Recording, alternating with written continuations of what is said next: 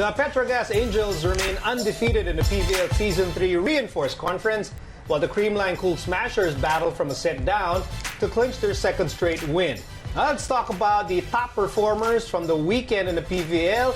Let's bring back Mac Dionisio, and joining us for the first time for our PVL discussion this season is UAAP champion coach Coach O Almadro. Hi, Bengs. Coach O, medyo may time limit tayo dito. So, paalala lang. Si Bengs nandyan. Okay, so... I said at the top of the segment na yung PetroGazz are still undefeated. At syempre, malaking dahilan dyan are their really talented imports. Tama ba, Bengs? Yes, Sir Miko. I've worked with the PetroGazz Angels for one conference last year, and with so much respect, I say this: their weakness is their reception. Yeah. That's where they struggled last year, and bringing in players like Salas and Johnson, yun yung magandang nangyari sa kanila, kasi these players, they not only bring you points but they also defend well sa backline when they're receiving or when they're digging. Yes. Kaya ito naman ngayon, kitang-kita yung resulta with them attacking and with them defending the floor. They are at 3-0. Well, first hand ako sa kanila last year kasi kasali yung Ateneo sa PVL. And then really, yung outside hitters nila during that time, they're talented. But yung consistency in terms of reception, yes, yung number, yun ang tingin ko na ibibigay talaga ng two imports nila. The reception. Imagine, all of us are asking for reception, but their imports will really receive and they will get the points too. So, it maximizes yung middle nila na talented also. So, and then with Cheng and Chisayet at the setter, sa setter, alam nila na I have a good middle and I have a very talented outside hitter. So talaga it complements yung lineup ng PetroGazz, kaya yung success nila for the past games. It really makes perfect sense that they're still undefeated with that kind of team composition. No? Nabuo talaga sila with the entry of these imports. Kasi some teams would say, mas kailangan namin ng middle. But what's wise is that they got outside hitters na alam naman natin na when you're an outside hitter, it's also important that you receive. So ngayon, na with them there, everyone is moving, everyone is attacking. So, kita naman, eto na. And si Janisa Johnson kasi been here before. So, alam niya na yung style ng volleyball here in the Philippines. So, she's a leader too. Alright, speaking of being leaders, let's move to another outstanding performer. And you guys wanted to talk about Gia Morado. Yes. You know, the way she's a leader on the floor for Creamline. Coach, I'll start. Well, of course, she's Gia amazing, of Yes. course. When after their first loss, I saw Gia the next games nila. Nakita ko talaga yung leadership niya, yung talagang yung fierceness ng mata niya na fire. Yes, yung fire. Na I will take charge. So with that, yung excellence ni Gia sa setting, nag-complement dun sa sa take charge ni Kaupin eh. 'Di ba? So yung excellent set ni Gia, and then yung hinihanap natin kay Gia, yung excellent sets. And of course, yung service niya. Yung importante kay Gia, yung serve. Talagang forever, maganda. Talagang nakakatakot yan. Kung hindi man siya ace, it will really misreceive for the opponent. When they got Kaupin back, Kutika back as their import, I was thinking, why don't they get a taller outside hitter? They have money for it. There are a lot of outside hitters who can do what Kaupin do. But then you remember that their setter is Gia Morado, and the way that plays are made in Thailand are fast. And that's exactly the brand of play of Gia Morado. So it makes perfect sense na binalik nila si Kutika, kasi with that combination, with that partnership, tandem, kitang-kita na parang binabraso na nila lahat eh. Yes. Parang either may maiwan na blocker or babasagin talaga ni Kutika lahat eh. It helped also that, di ba, they nawala their coach, was fired on the first day after the first match. And Eliza also, parang for her, parang siyang, I'll be the playing coach. It's not really on paper, pabiro, but on psychologically, if she will say that, and then sasabihin niya na, or my advantage, I have Gia, So yung tandem nila with Copin, and then Eliza also playing all around with the attacks, blocks, digs, and reception. Gia will have also she will not have a hard time doing what she likes best, to think and to set for the team. Eliza is helping her think. Copin is giving her points. All right. Moving to other outstanding players from the weekend. Speaking of mga kombinasyon, si Chami, tsaka si Cathy Bersola. So, tagal na nilang magkasama, no? What kind of chemistry are they using to help Banco Perlas? Kasi if you notice yung performance ni Cathy Bersola over the past 2 games of Banco Perlas, she is averaging 4.5 blocks per game, and that's huge. Those are huge numbers. And you'd like to commend her because it's not easy being in her position because she is in med school. So I guess if the entire team takes it in a positive way, that's somewhat inspiring. Na this person who does a lot is still delivering goods for the team. And that's how she's always been. I've known her for the longest time. And ganun siya. May grit talaga siya.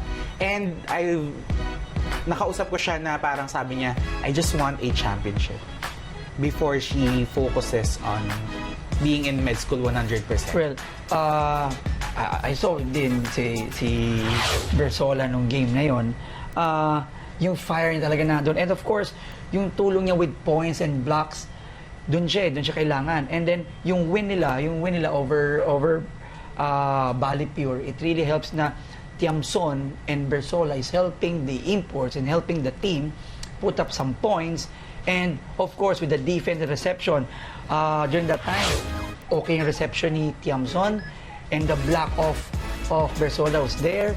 So it will really help them if Tiamson and Bersola will be also a 1-2 punch of Banco Perlas. Tsaka condition sila. Yes, you'd see dun sa physique nila na condition sila this season. And Bersola is, ngayon ko siya nakita na fit.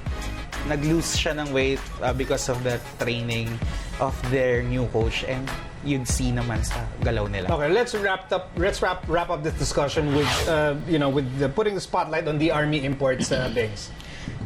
Special spotlight to Lymareva-Flinks na naging medyo viral on Twitter because of that time out na medyo kinall out niya si Bicar. But it's easy to misunderstand her kasi because of the language barrier. But I think she explained it well na she was just telling Bicar to utilize the middle blockers because she's a good receiver. So basically what she was saying is that if I give you a good receive, try to use other attackers so that the next time you use me, there will be less blockers watching what I do. So I think that makes sense, right? Yes. Sabi ko nga, like with the PetroGazz import, Flink is also a leader. Of course, she's really vocal. She manages the team well. Of course, with the couple of alos lahat sila puro veteran na rin mga queens na rin yung army niyan. But with her around, yung firepower niya in defense and receive niya, I guess this her team will be on a good start. On that note, we'd like to thank our awesome analysts for today. Siyempre, Mac Dionisio, always helping us out. And Coach O, pasok sa time limit. Oo nga, 2 minutes Thank you very much, Champion Coach. Thank you. Coach Oliver Almadro. Mag-NBA analysis tayo, Coach. One of these days. Thank you, guys. Yes. This has been The Score. I'm Nico Halili. You can also watch The Score on the iWant app for free. And we'll leave you now with a feature on Nike's Hypercourt and Vince Velasco's foray into cycling. We'll see you all again tomorrow.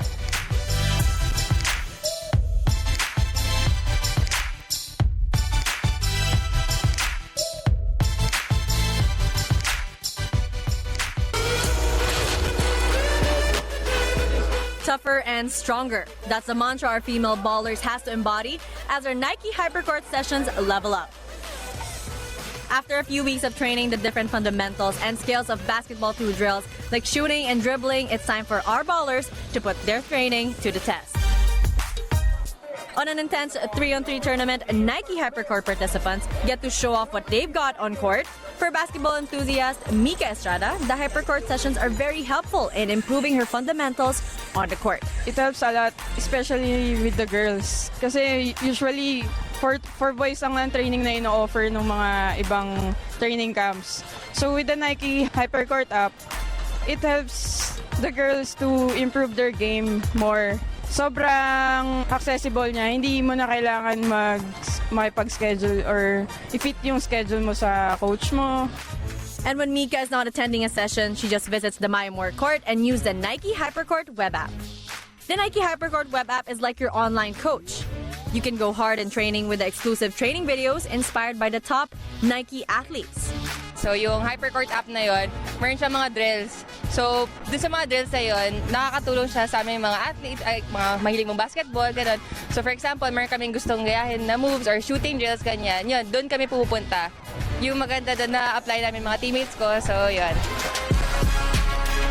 And the hard work paid off for the girls of Team SB as they were named champions of the Nike Hypercourt 3-on-3 tournament. All you female ballers out there, you too can raise your game. Just head to the Maya Court here in BGC, access the Nike Hypercourt for free, and take your game to the next level.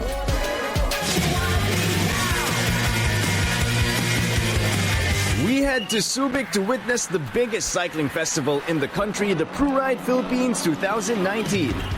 The ProRide PH 2019 gathers the strongest and most competitive cyclists from the Philippines and across Asia. So what are the differences between road biking and other forms of cycling and riding? Well, actually, whenever you say it's road biking, people usually use bikes that run on the road. With that, experience people who usually go out with thinner tires, and these bikes usually glide easier. It has bigger gears because you can easily glide and you can push the gears easier. So usually whenever you see people on a road bike, they usually look sleek and aerodynamically positioned because on the road, it's usually the wind that you're up against. This year, 2,500 cyclists participated in 18 different categories. And of course, we got to join in and ride the fun. So in terms of health, fitness, and overall well-being, how good is cycling for you? You know, I think that if there's anything that's beneficial with cycling, it actually unstresses your mind. It's more of a mind unstressing experience. And it's therapeutic. It's very therapeutic. Pretty much. And then you would observe that every time you ride your bike, there's always a smile that comes out of your face automatically. So that says a lot about it as well. And here are some tips to make your cycling session fun and safe. Always wear the right attire. Wear a helmet and check your bike gears. And find your right saddle height to avoid injury, especially in riding long distances. For those who are thinking of getting into cycling, it is good for your health, good for the environment, and it's a great workout. This has been Vince Ventures. See you next time.